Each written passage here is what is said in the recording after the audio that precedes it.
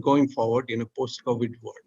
So that is because the approach dramatically helps in improving cyber response capabilities from events detection and recovery to continual process involvement. We have with us a panel today of 6 experts in the information security field who will share their expertise and knowledge in this area. Let me do a brief introduction of our panelists. We have with us Ahmad, Toha, Minister in Indonesia, and also the Deputy Protection, National Cyber and Crypto Agency. Then we have Dr. Rabiah Binti Ahmad, Professor of Information Security and Privacy, Universiti Teknikal, Malaysia in Melaka. Then along with her, we have Dr. Mohamad Yusof Darus, Head of School of Computer Technology and Networking, Maria University of Technology. Then we have Professor Alex Siow, who's from the School of Computing, National University of Singapore. And we have then Muhammad Faizal bin Abdul Rahman, who's a Research Fellow, Center of Excellence for National Security at the S. Rajaratnam School of International Studies. And finally, we have the Faizal bin Sukardi, Senior Vice President, Strategic Research Division, Cybersecurity Malaysia. Before we start the panel discussion, we'll have a quick poll, which should be coming on your screen just about now. What excites you at the moment? The options are creating international cyber norms, building partnerships in ASEAN, new models of public-private partnership, trust and security in AI, cyber resilience in a post-COVID world. Please submit your responses, and we should, within 20 seconds, and we should have the results, which I'll share with you.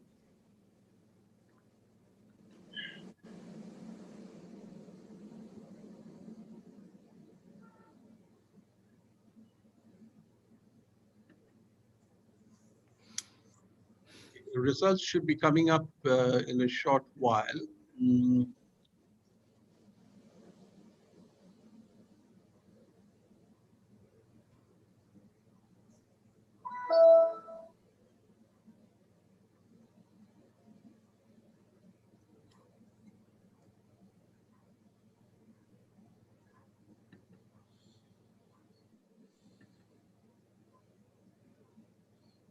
I think they're still working on the results. All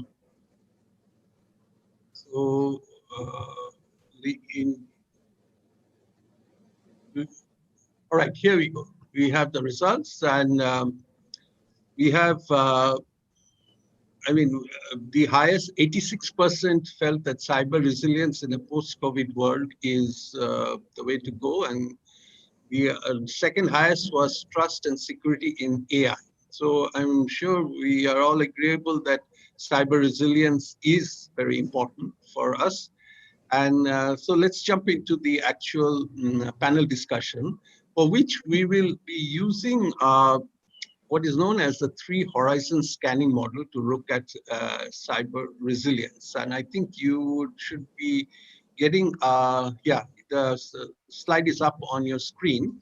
So based on that, let me ask the first question to Ahmad Toha to share his views on the current situation and what you think is the biggest problem now in terms of cyber resilience. Minister, can we have your views on this?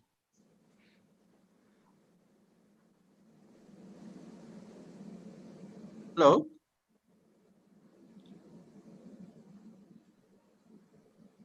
Baik. Sir, can you hear me? Terima kasih untuk moderator yang telah menyampaikan beberapa hal penting yang bagi kami sangat diperlukan terkait dengan masalah apa yang terganggu sekarang. Berbicara mengenai keamanan siber, tidak terlepas dari bagaimana kita mengelola people, proses, dan teknologi. So thank you very much for Mr. Moderator. So talking about cyber resilience cannot be separated from how we manage people, process, and technology. Sebelumnya kita tidak begitu fokus dengan isu keamanan cyber, tetapi menjelang pandemi COVID-19, isu ketahanan cyber mulai bergaung, berbarengan dengan isu kejahatan siber dan aksi kriminal lainnya di ruang cyber. An era where previously we had no so focused on the issue of cyber resilience, ahead of the COVID-19 pandemic, the issue of cyber resilience began to reverberate, along with the issue of cybercrime and other criminal acts in cyberspace. Jika ditanya, apa yang terganggu sekarang, maka jawabnya adalah tatanan aktivitas manusia dan cara pandang terhadap pentingnya TI. If you are asked what is broken now, then it is the order of human activities and the perspective on the importance of IT. Pertama, perubahan tatanan aktivitas manusia. First, regarding the order of human activity, kita ketahui bersama bahwa masa pandemi ini telah mengubah pola perilaku manusia dari yang sifatnya bertemu langsung menjadi bertemu tidak langsung via internet. There needs to be a common understanding that this pandemic has changed human behavior patterns from meeting in person to meeting virtually via the internet. Sebelumnya internet hanya diperlukan untuk mencari informasi. Sekarang hampir semua aktivitas bergantung pada internet. Previously, internet was only for information searching. Now we depend on the internet to stay connected to one another. Kemudian, dari tidak terkenalnya aplikasi video conference, saat ini menjadi aplikasi yang pasti ada di setiap perangkat komputer maupun smartphone siapapun.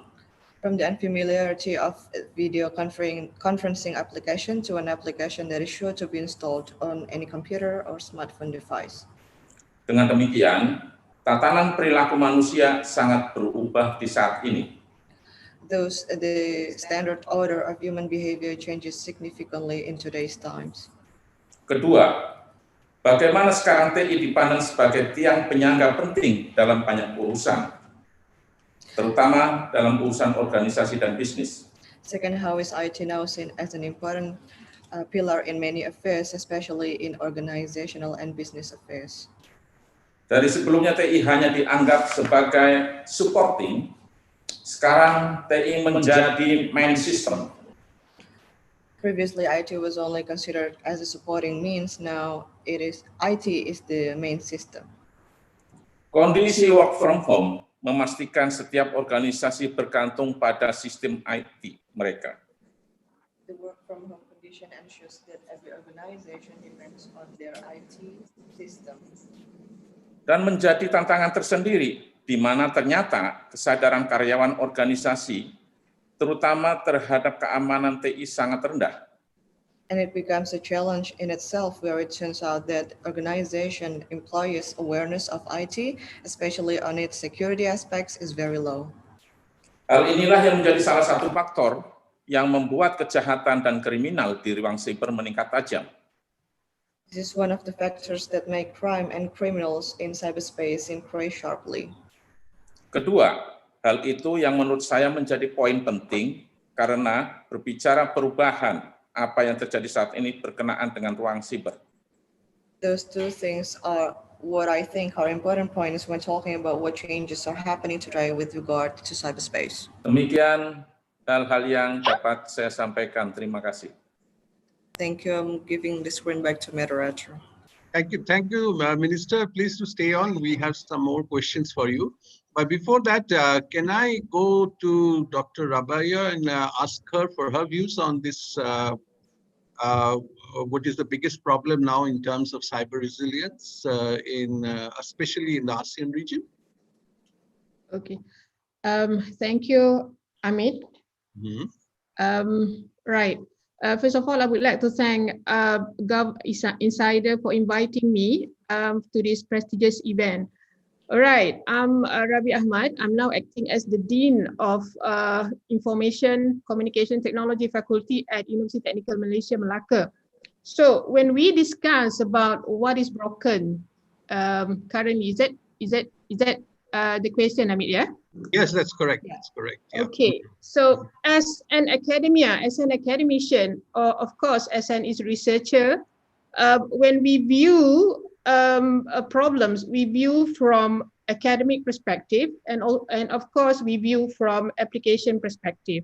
So recently, when we talk about cyber resilience, the main concern is about the robustness of the system. So cyber resilience and cyber security is actually something that can be viewed from the same perspective. Okay, so the first thing is, the current from research as well as from teaching point of view, when we talk about the current situations of cyber system, so we always talk about the cyber attack, cyber crime, cyber terrorism, all the misconduct to communication system. So during this pandemic, everyone working from home, as everyone know, working from home is become a new normal, a new norm. Okay, and therefore the medium, the important medium is cyberspace. So and then the technology for cybersecurity need to be is become the most important instruments in order to make sure that our communication system is robust. So from this point of view, we have to make sure that we have to not allow our cybersecurity system being penetrated by others. Okay, so things that can be broken is the informations, and things that can be broken is the system. Things can be broken is the people. I do agree with with the one that the minister from Indonesia. People, process, and technology. Well, I add one more. People, process, procedure, and technology can easily be broken if the systems at the middle do not we not actually come out with a defense or a protection mechanism a protection mechanism which actually come out with a very strong the very strong protection mechanism. So without a strong protection mechanism, people, process, procedure, and technology can easily be broken. So if from that point, I want to extend, as an academic, so what do we need is actually to come out with a new knowledge, a new mechanism, a new informations that to make sure that we can come out with a model, a framework, a solution to remain or to improve the resilience, the resilient levels for each system.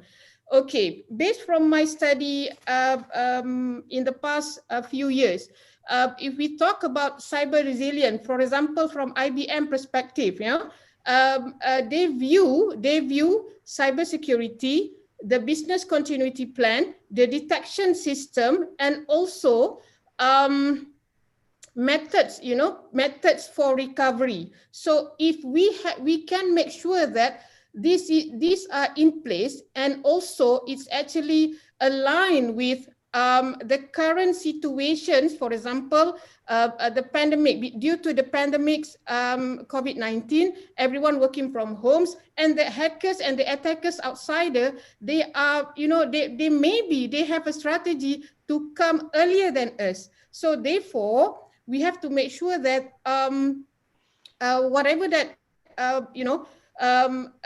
whatever informations or knowledge or research, need to be extra. Needs to come first. Then whatever that the possibilities of event, the possibilities of what they call it, unpredicted, unpredicted event that maybe occur to any systems in any countries around the world. So I stop that first. Yeah. Thank you, Dr. Rabiah, for a very interesting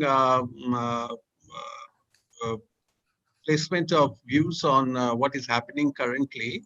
Yeah. So my biggest takeaway from the two speakers was people, process, technology, procedure. These are the things that are going to really matter in a post-COVID world. So moving to a post-COVID world, I'd like to ask Professor Siow to give his views on what is going to be the new normal, because working from home is the new normal. And based on that, how do you see things changing in the future and what needs to be changed? Sorry, I was muted. Okay. Yeah, thank you. I'm Professor Alex Siow from School of Computing, National University of Singapore. I'm what we call a practice professor because I actually come from industry. So I'm not a pure academician. I am a mix of industry. I was a CIO for 16 years in public sector and private sector. And I'm currently also the chairman of the Cloud Security Alliance Singapore chapter. So my take from, I agree totally with what the previous two speakers has said.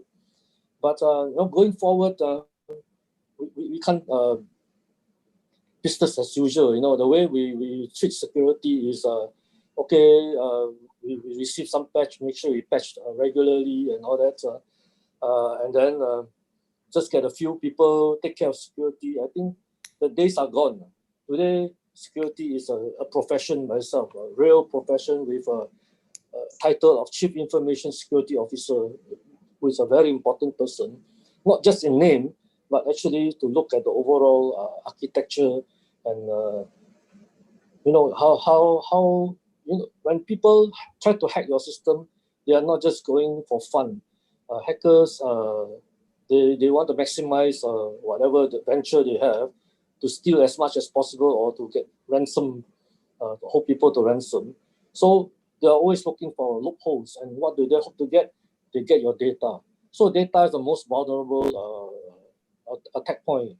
So in future, going forward, if you design systems, I will advocate a data-centric approach to information system rather than in the old days you design a system and then you just collect data and then there's plenty of duplication of data. The more you duplicate data, the more vulnerable your organization is. Because so what we advocate, although it's something like a buzzword, security by design. What is a security by design anyway? Actually, it's nothing much more than taking a look at your overall system architecture and look at your security architecture and overlay and see whether actually all your systems are actually protecting all the data that you keep. Better still, if you are a new organization or you have a new system, look at the data that you want to collect first and then look at the system that is going to collect the data, not the other way around. Okay, in that case, you can actually build in security because security basically is to protect our data. So that is my point of view. Of course, I'm willing to share more later on, about, but people, process, technology, and process or procedures are very, very important because each one of them presents vulnerability in a post-COVID world. Okay, thank you, Professor Siow. Faizal, your views on this? Would you like to share that with us? Yeah, sure. Thank you, Mr. Moderator. So I'm Faizal from the Center of Excellence for National Security, in which I look at threat issues relating to cyber and homeland defense. So now in terms of cyber resilience, my views on what is broken now is that when the cyberspace was first created, it is meant to be, in terms of internet and related technologies, the cyberspace is meant to be a global commons that is to benefit mankind, meeting our fundamental human needs and achieving certain sustainable developments. Instead, what we can see now is that it's not actually going that way. The cyberspace, in terms of the information in it, the infrastructure in it, has just become another domain for political warfare between competing powers, non-state actors, creating the dark web and cyber tactic opportunities for new generations of criminal, enabling information disorder that deepen existing social political divides and creating new ones. So all these issues will continuously test our cyber resilience, and it's very difficult to maintain resilience if there are new threats coming up all the time. How can we understand these threats? How can we respond to constantly evolving threats? And in terms of cyber resilience, we always look at the operational and technical factors, the hardware, the software, the policy, the protection and recovery. These all constitute the hard aspects of cyber resilience. But we should also look at the human factor of cyber resilience, because based at the most fundamental level, what cyber resilience or cyber threats affect is actually people. So we have to look at the human factor. I would want to say there are three reasons that will makes this very important. Firstly, especially today in very digitalized world, the proximity between people and compromised technology could increase the risk of physical and psychological harm. So secondly, when cyber attacks happen, they don't just affect our smart infrastructure or essential services, but these are also getting too close to us for comfort because we rely on them more. And when those things happen, it actually affects people's trust and confidence in their government, in the ability of the government to defend them from threats. So these psychological and social effects could affect the government's political legitimacy. The third point which I would like to share is that some research has suggested that people are more likely to respond to the effects of a cyber attack rather than the attack itself. So in the aftermath of an attack, we want to pay so much attention to the recovery of our cyber services. But we must also bear in mind that the people who are affected may direct their fears and their frustration more towards each other, towards their government, instead of the threat actors. So there must be attention paid to the human factor of resilience, which is crucial to preserving the cohesion of our people and the trust between the government and the people, which constitute the soft aspect of cyberspace.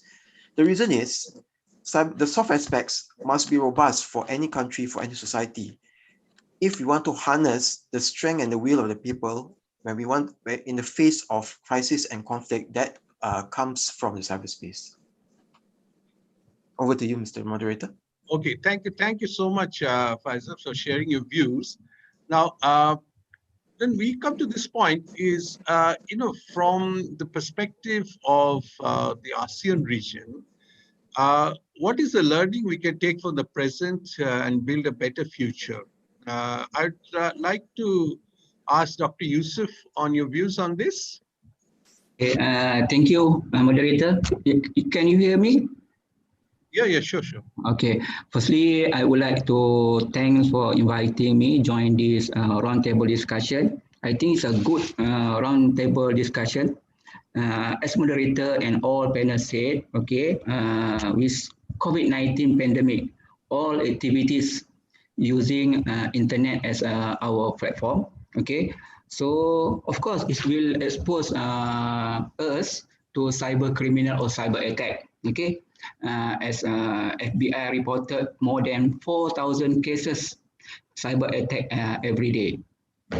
Actually, when we're talking about cyber resilience, okay, we should concern about cyber resilience system, I think. So the first one is how we manage and protect our organization. Actually, we must plan how we try to manage and protect our organization from any cyber criminal, and then we try to identify, okay, and any possible threat will be maybe our organization will expose to any possible threat. So after we identify any possible threat, we should respond and try to recover from this cyber attack actually. So how we respond and recover from cyber, it is very important. So, and I think the last one is we should govern and assure that our organization still continue the business process, okay, still continue the business process if any cyber attack happen to our organization. So from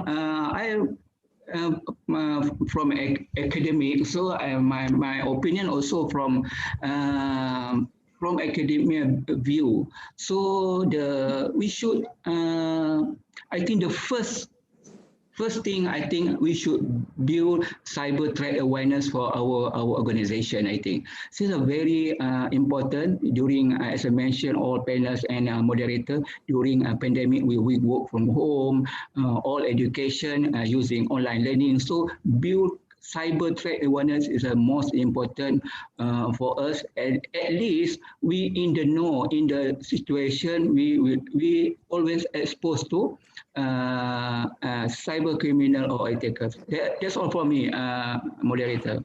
Oh, thank you, Dr. Yusof. Sazali, would you like to give your views on what we can do to build a better future in this, especially in the ASEAN region? Okay, thank you, Mr. Moderator. First and foremost, I would like to thank the organizer for the invitation. I'm glad to be here, for being given the opportunity to share my perspective on this issue of cyber resilience.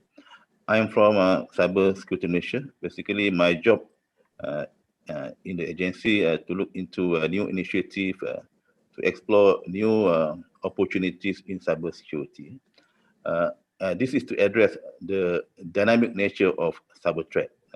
So I keep exploring, and sometimes cybersecurity is not merely a technical issue. It can be strategic or very traditional issue. So my job is to view cybersecurity in the full perspective and the link between technical, operational, and strategic issues.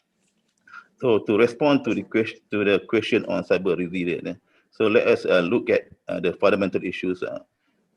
Security is not new issues. We have been talking about security in the past, today, and even more in the future. Basically, the fundamental of security don't change. What changes is the threat environment, the technology. Meaning when the technology changes, the threat also changes, and the criminal also changes. And based on history, we have seen how technology revolution not only changed the way we live, but also, more importantly, the way we perceive security. It also changed. And when we come to the technology, it is invented not for security actually. It is to enable the organizations to be more effective and efficient to achieve their strategic objective. So it is about convenience, profit, and the manufacturer who develop technology also is more concerned about profit and pushing the product into the market, meaning that security is not the main issue. And when we talk about security, it is opposite of convenience. And if we want more security, then less convenient. If we want more convenient, then less security. But all of us, the people, organizations, when we use this technology, we are talking about convenience. So there are risks and threats exist in our technologies, and these threats and risks are inherent and yet to be addressed until now. And just imagine that our world now is becoming more interconnected, and the risks are still there, And at the same time, the technology becomes smarter, more intelligent, and we don't talk about manual cyber attack. Everything is done in the speed of machine using machine learning. So we are facing various level of cyber attack, meaning that apart from we do our best to put in place all the cyber security measures addressing people, process, and technology and procedure, cyber attack will happen because there is no 100% security environment today because we are all interconnected. Maybe our organization is, we try to our best to have secure product or secure solution. But remember, we are interconnected with other part of the world. And we cannot ensure and we cannot certain whether the other organization have secure products.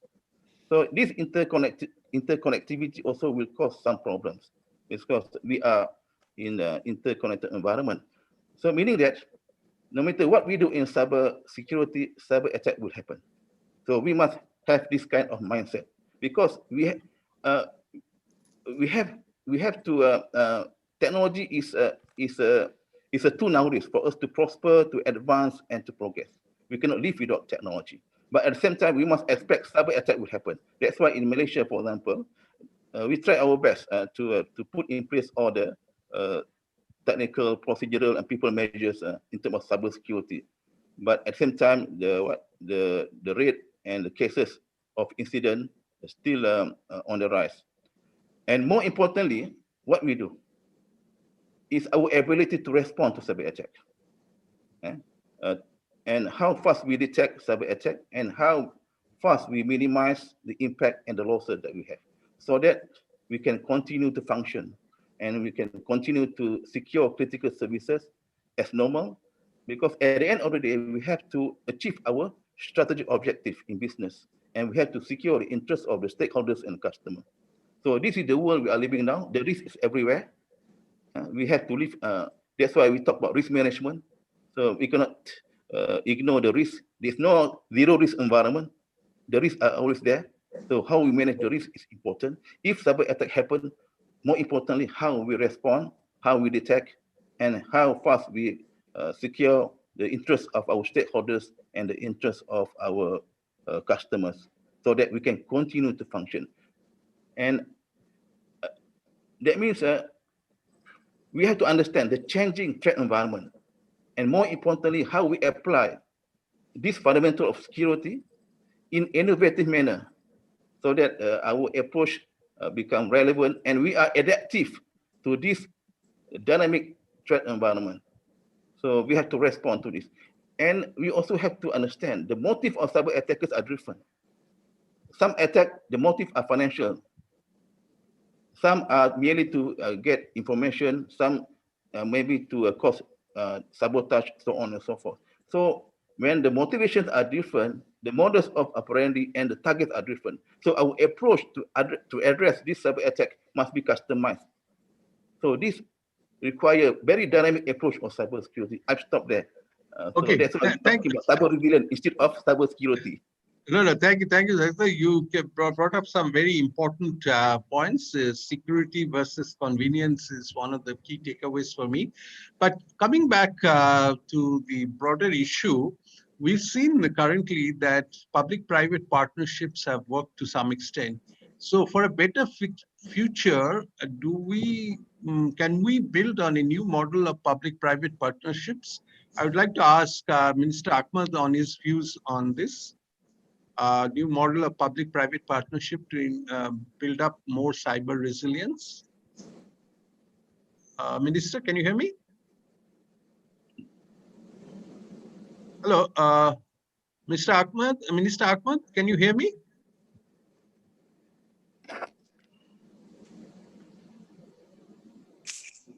Hello. Yes. Can you hear me, sir?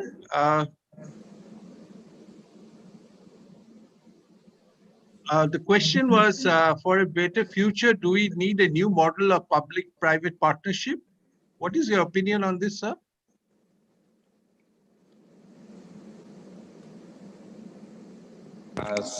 Waktunya yang telah diberikan kepada saya bahwa terkait dengan masalah kerjasama antara publik, pemerintah dan swasta itu sangat diperlukan. So regarding the cooperation between the government and the private sector is very important. Dengan alasan bahwa penggunaan internet terkait dengan masalah keamanan cyber itu perlu didukung oleh semua stakeholder.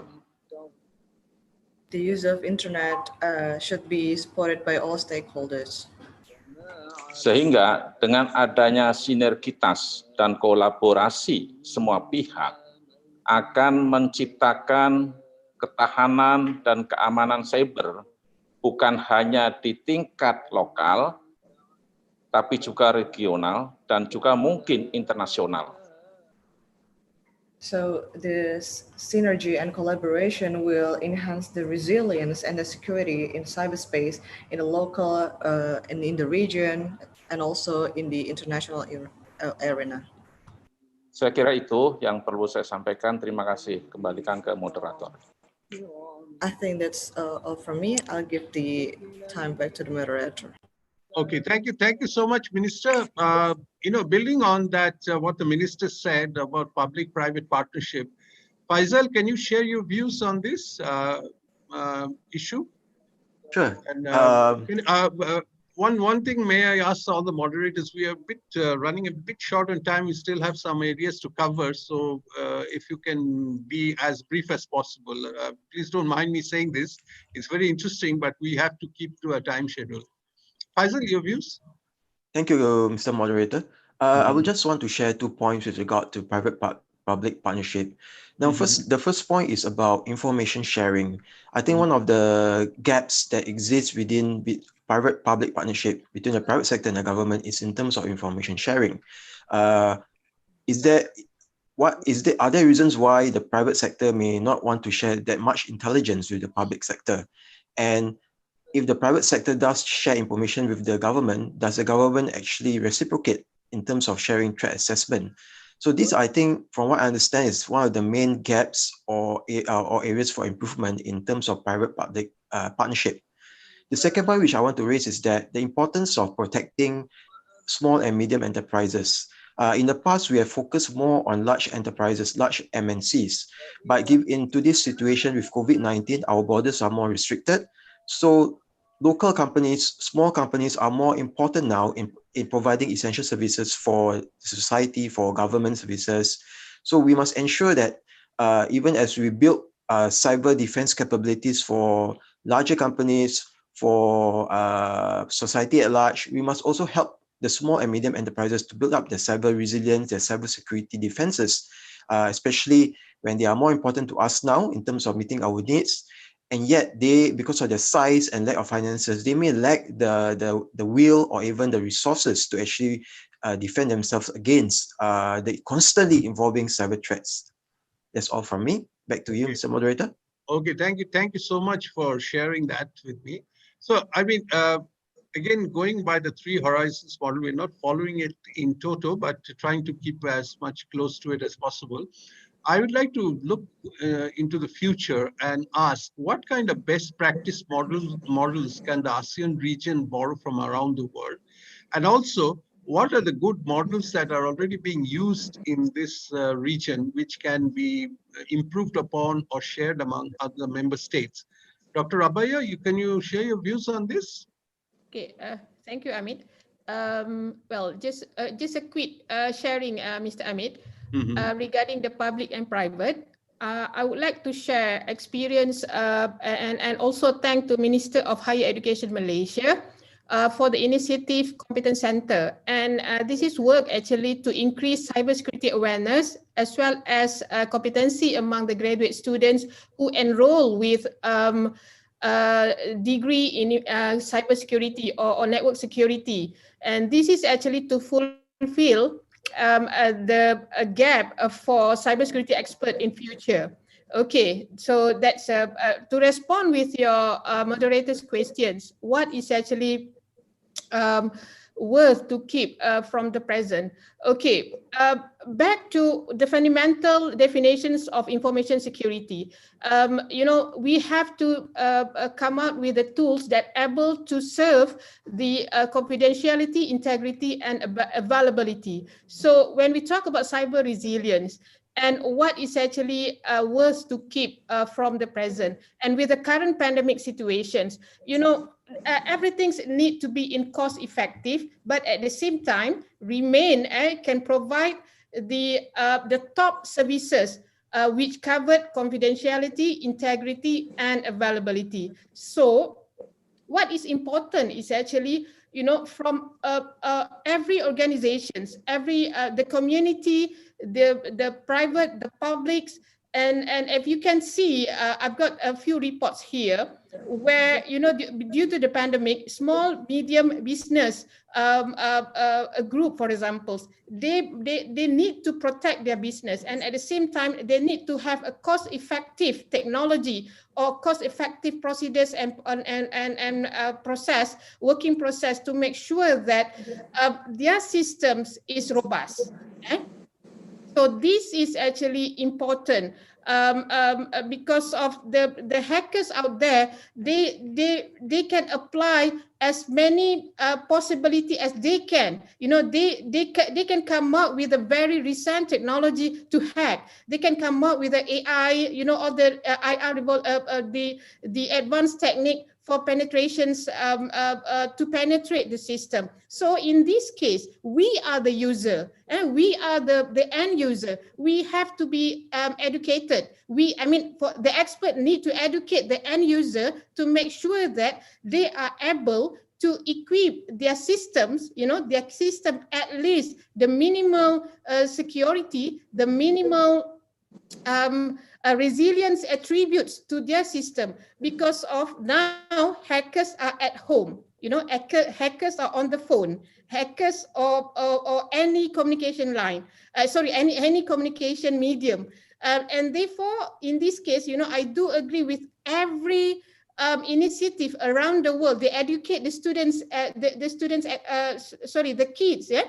They educate information security, cyber security at school, for example, and the parents itself. So this is actually, we come out with the awareness in a very holistic way. We covered at every level. So I stop at that. Mr. Amin, I pass to you. Thank you. Thank you so much, Dr. Rabiah. Prof. Siow, would you like to add any best practice models that you think we can be adopted in the ASEAN region, and some of the ones we already have that can be sort of refined even further?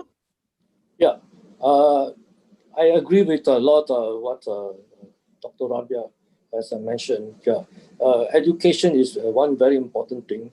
The hackers are getting more intelligent.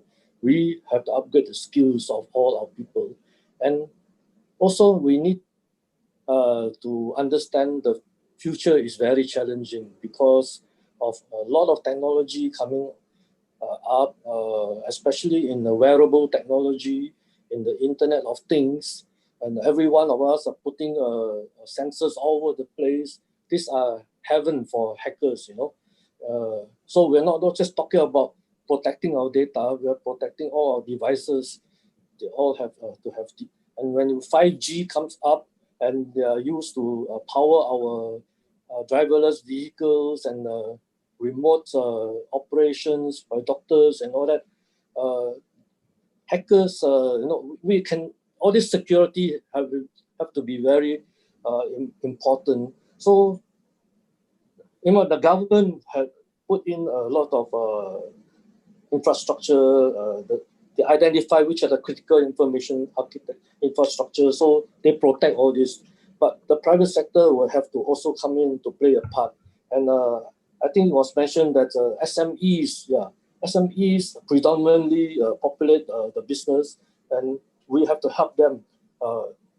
The security is as strong as the weakest point. So everybody in the whole community have to be aware, and wherever there is a vulnerability, we will have to patch, because in the future, with the internet of everything, okay, not even Internet of Things, Internet of Everything, security becomes a very, very challenging task for all of us. Thank you. Thank you, Prof. Siow. Now, looking at what we, we have covered a lot of points of what is happening and what is likely to happen. So just to get a sense of how we can bridge the paradigms between what is happening now and what is likely to happen and what is the best way forward, I'd like to ask Sazali about his opinion about how individual nations can create better policies for more agile responses. Sazali?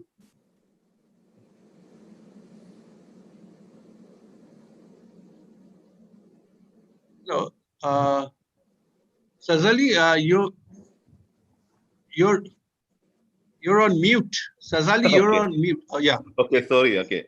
Yeah. When we talk ASEAN, we have certain common interests.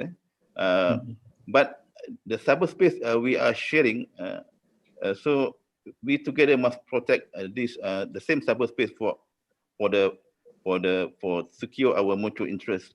And here we have to sit down because to identify our common interests and to treat cyberspace as our regional asset. Because as a nation, we have our own national security interests, and our laws are to protect our national security interests. But our laws are confined within our countries. But when we talk about as a region, we have some common interests. So we have to work together. No nation can work alone. And here, if we look at ASEAN, each countries we have different capabilities in terms of technical and non-technical. So here we need collaborations and agile, robust model, so that how we as ASEAN can work together, despite our differences and in terms of capabilities and abilities. Here we have to share and help each other. Cyber attack is cross-border. So how we address cross-border cyber attack if our laws are confined within our boundaries, and because cyber attack involve investigations, involve digital forensics, involve extraction of evidence. So this require a lot of technical and non-technical resources. So as a region, we have to share in terms of knowledge, in terms of technical capabilities. And of course, we cannot show everything, but we have to identify our common interests. And from there, we have to work together to serve our common interests. And we have to recognize government cannot work alone, especially in providing the solution. We have to work with industry. So this is the model is very dynamic, because the nature of threat is very dynamic.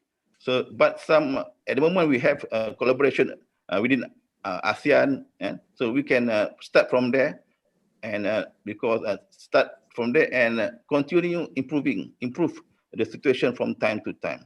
So thank you. Okay, thank you, Sazali. Dr. Yusof, you want to add your views on this, how we can create better policies for more agile responses, especially in the ASEAN region? Okay, thank you.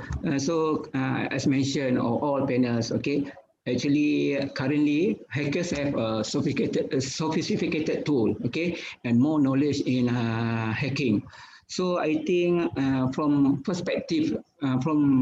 university perspective, I think we should provide our students with cybersecurity or cybersecurity knowledge. So we'll actually the student will have a value added, okay, for student. And then I think when we talk about ASEAN, okay, ASEAN, Mr. Ahmad. Yes. Okay. Actually, during COVID-19, okay, pandemic COVID-19 or not, as Sazali said, cyber attack will occur. However, during new norm or without COVID-19, actually.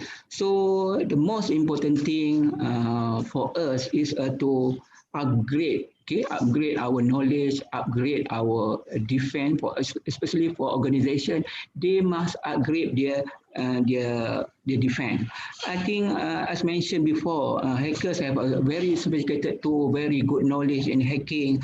So I think we should, organization should go to AI and machine learning. Okay, maybe with AI and machine learning, we should increase or upgrade our defense, our system of defense, to make sure to minimal or to prevent our organization from these hackers. Okay, thank you. That's all.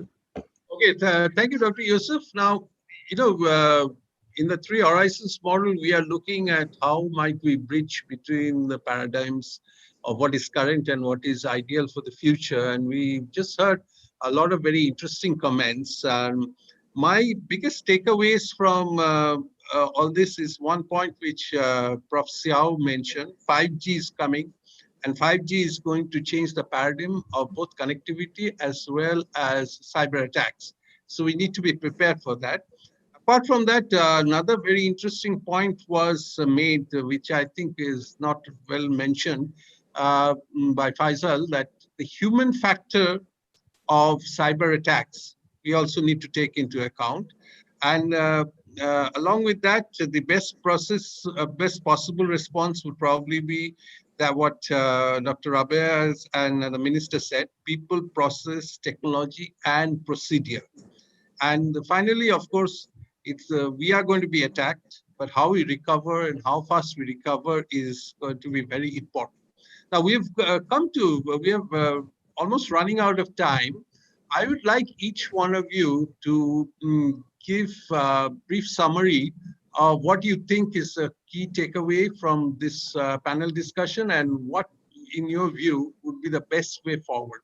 May I ask the Minister Akhmad to first give his point of view, and then we can take it from there with other people. But do note that we are a bit short on time. Minister Ahmad, will you like to give your closing comments? Okay, thank you, Mr. Ahmad. Yeah. Regarding closing from me, membangun ketahanan siber harus sudah menjadi perhatian semua negara di dunia. Building cyber resilience must be the concern of all countries in the world.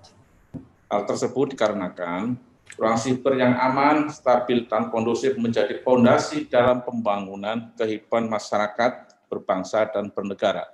This is because safe, stable, and favorable cyberspace is the foundation for the development of social and national life. Ketahanan siber yang kuat tentunya akan mendorong keamanan siber yang tangguh, sehingga akan berdampak baik pada pertumbuhan ekonomi, khususnya ekonomi digital. Strong cyber resilience will certainly encourage resilience cybersecurity so that it will have a good impact on economic growth, especially the digital economy. Pandemi COVID-19 membuat kita mulai memperhatikan isu ketahanan siber yang menjadi ukuran kemajuan dan reputasi suatu negara di bidang siber. The COVID-19 pandemic has made us begin to pay attention to the issue of cyber resilience, which is a measure of countries' progress and reputation in the cyber domain. Saya meyakini belum ada satu negara pun di dunia yang sudah memiliki ketahanan siber yang mumpuni. I believe that there is not a single country in the world that has qualified cyber resilience. Untuk itu, upaya kerjasama dan kolaborasi di ruang siber dalam hal regulasi, teknologi, dan kapasitas harus selalu menjadi perhatian bersama. Terima kasih.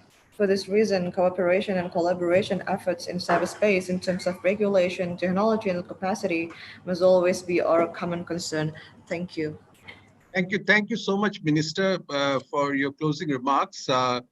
Can I ask Dr. Rabiah to give her closing remarks for the key takeaways that we have from this discussion and the way forward? Yes, thank you. Right, my take notes, final notes. Okay, first, technology keep changing. Technology keep changing. However, the process and procedure can be upgraded. With if everyone always keep aware of any possibility of in using cyberspace.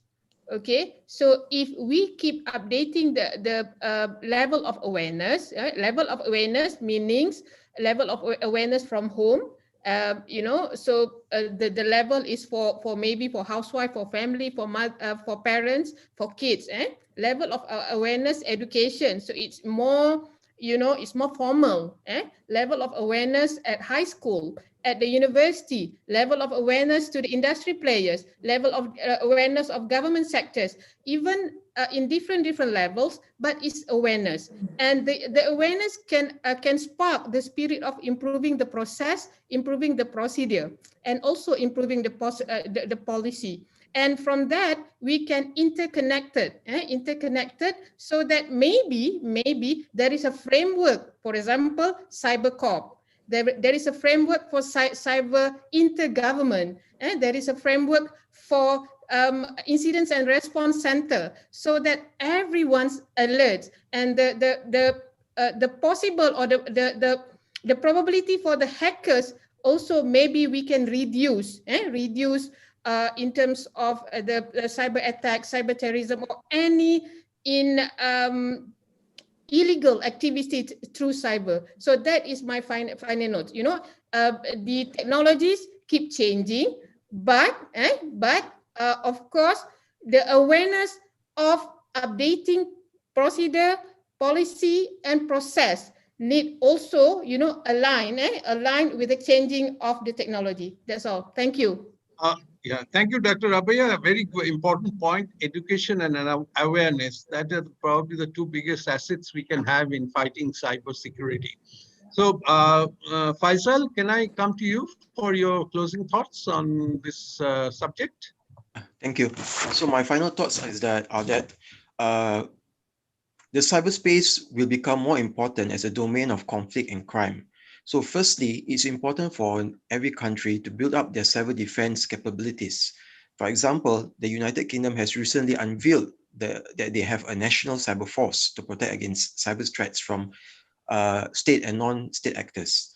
And secondly, my final point is that we need to continue the collaboration efforts between governments, tech companies, and civil societies. But more importantly, you need to identify and address the gaps that could be hampering collaboration between the governments, tech companies, and civil societies. Over back to you. Thank you so much, Faizal. We make very important points about being better prepared for what is coming there. Yusof, would you like to share your closing thoughts? Okay, thank you, Ahmad. So my final point is the most important thing, we should develop a cybersecurity strategy for our organization, for our enterprise. Okay, maybe we can do internal research to identify any specific threat faced at our organization, including complete audit, training program, maybe security practices. So the most important thing, the company should invest in cybersecurity awareness and also upgrade the defense to minimal or to prevent attack from cyber criminal. That's all. I mean. Okay, thank you.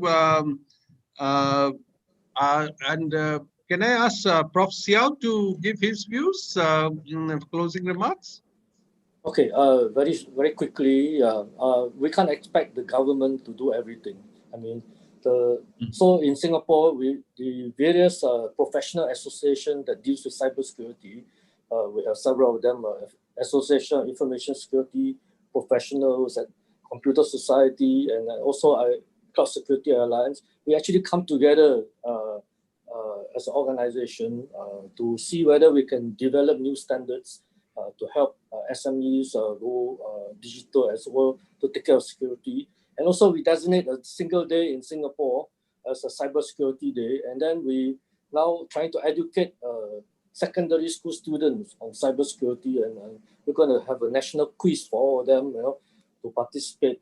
So these are little things that non-government NGOs like us, we can also participate and help to develop overall resilience of the country. But also, there are also regional associations that we can actually jointly come up together to develop cybersecurity standards, because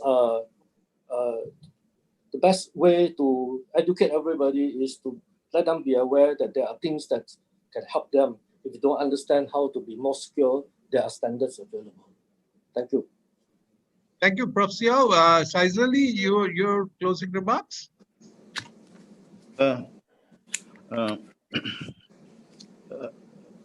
Because as we go more advanced, we also become more vulnerable. So as users, all of us are users. Sooner or later in the future, we are moving towards digitalizations. So as user, not only we must know how to use all these devices, more importantly, we must know how to protect ourselves using these devices.